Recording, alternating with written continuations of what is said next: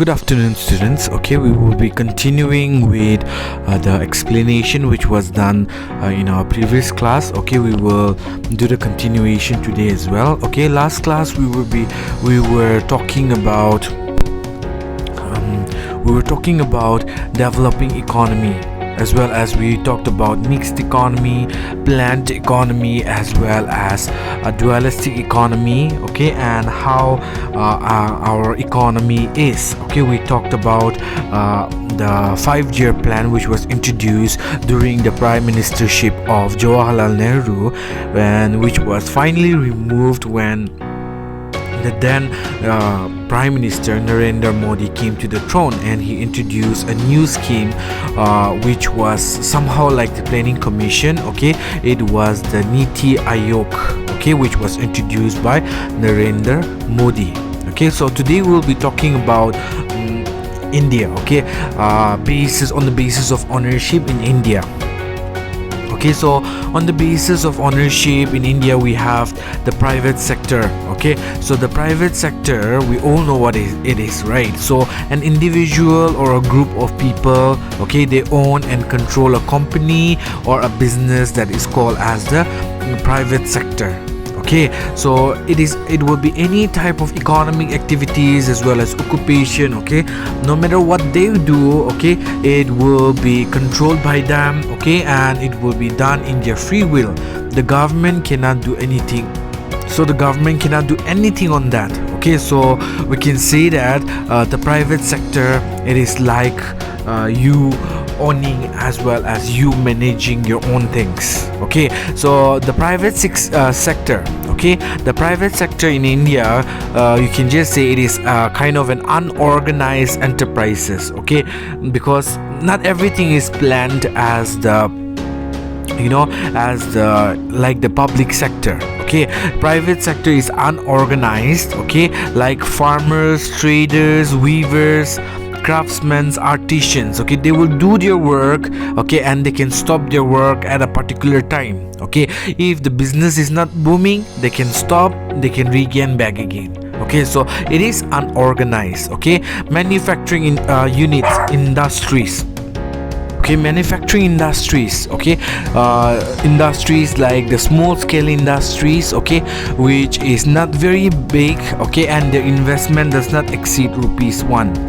Tiny industries, which is between large scale and small scale industries, it is not big nor small. Okay, so that is the thing. And then we have large scale industries. Okay, in large scale industries you have heavy and bulky materials which are being manufactured in these large scale industries, and the investment in large scale industries comes up to around 1 crore.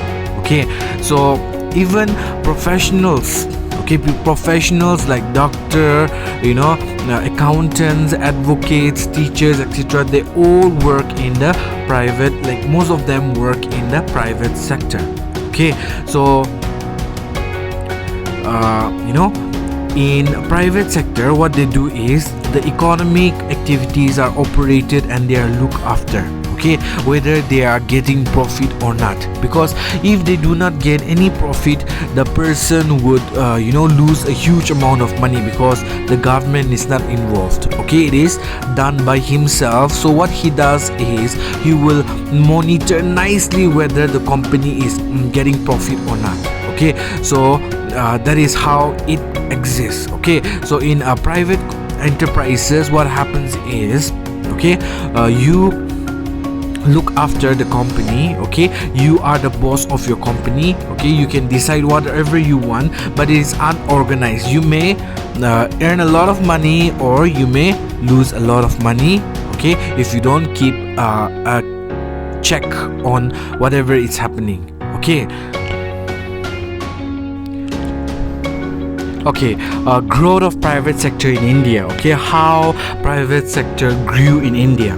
Okay, so at the time of independence, India was, India was under the hands of the British, and so they could not do much. And India, they did not had a, separate government or a public sector of its own. So everything was privatized under the hands of the British. Okay, and public sector did not play a huge role right after the independence of the country. Okay, so we could see private enterprises or private sectors such as irrigation. Okay, in irrigation facilities, most of the private companies were focusing. Power, railway, post, telegraphs. Okay, these were all introduced by the British, and right after they left, it was all handled by the private sectors. Okay, presently, okay, our private sector plays a very important role because it helps in the economy of the country. Okay, and 80% of the gross domestic products come from private enterprises or private sectors. Okay, so they focus, private sectors can be seen mostly in agriculture, okay, cottage and small scale industries. Okay, and you also have trade, hotels, restaurants, and many large scale industries. These are all under the private hands. Okay, so we can say that, okay, the private sector in India is also helping the economy of the country grow. Okay, so we could say that private sector also has a great role in the economic welfare of the country. Next, we have the public sector. Okay, we all know what public sector is. Okay, it is not like the private sector, which is controlled by a single person or a group of individual. Okay, so here public sector is all about the people. Okay, so the government plays a very important role.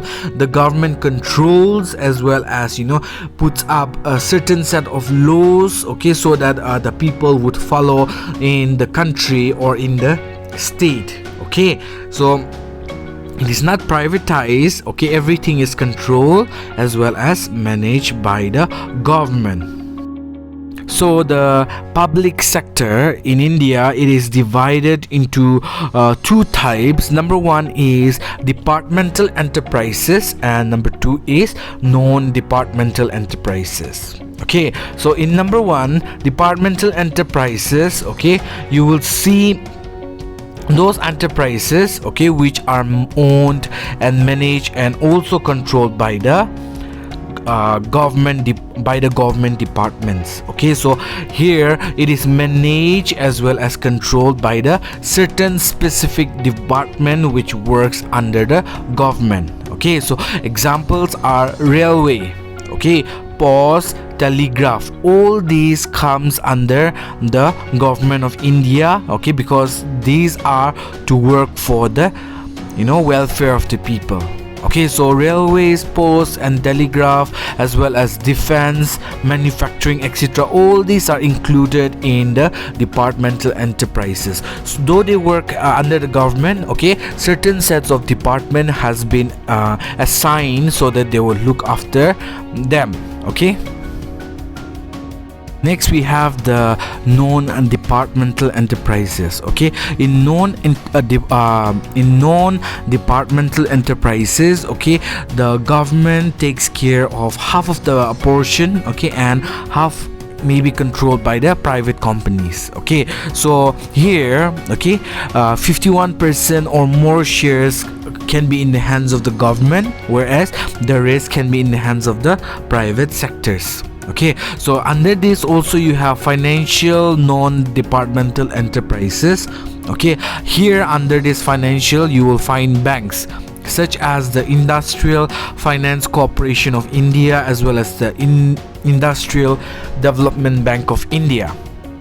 Okay, and in non-financial enterprises you will find services which are provided by the state, okay, such as the State Trading Company, okay, Bharat Heavy Electrical Limited. Okay, so all these comes under the control of the public sector, because okay, so the public sector has been divided into departmental enterprises and non-departmental enterprises. Okay, and under non-departmental enterprises it is again later divided into financial non-departmental enterprises. Okay, so under this we have the Industrial Finance Corporation of India, that is the IFCI, and the Industrial Development Bank of India.